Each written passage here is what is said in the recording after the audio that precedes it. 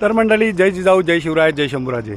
तर आपण महाराष्ट्रातील असंख्य गडकिल्ले पाहिले, पण आज योग असा आला आहे की आम्ही कटराला आहोत आणि कटरापासून अवघ्या 24 किलोमीटर अंतरावर असलेलं हा भीमगड किल्ला पाहण्याचा योग आम्हाला आलेला आहे आणि तोच किल्ला आता आपण पाहूया. चला करू दे.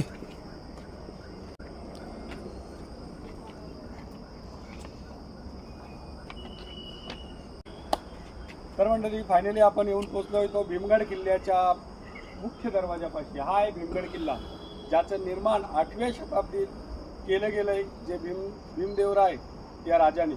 तर चला आतमध्ये किल्ला कसा आहे पाहूया.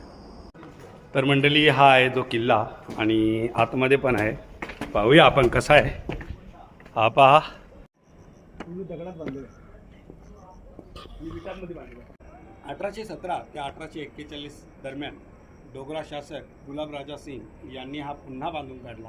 कारण सुरुवातीचा जो किल्ला होता तो माती आणि दुसऱ्या पद्धतीने बांधला गेला आहे. त्याचं पुनर्बांधकाम हे डोगरा शासकांनी केलेलं आहे.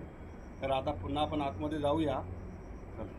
किल्ल्यात आतमध्ये प्रवेश केल्यानंतर एका बाजूला हनुमंतरायाची मूर्ती आपल्याला पाहावयास मिळते आणि दुसऱ्या बाजूला दुर्गामातेची मूर्ती आहे.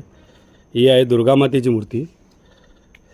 गडावर असलेले हे एक मंदिर आहे. वरती गणपती बाप्पांची मूर्ती आहे. इथं कसल्याही प्रकारचं बोर्ड नाही की मंदिर कसलं आहे. आतमध्ये 2 मूर्ती आहेत, आपण दर्शन तर घेऊया.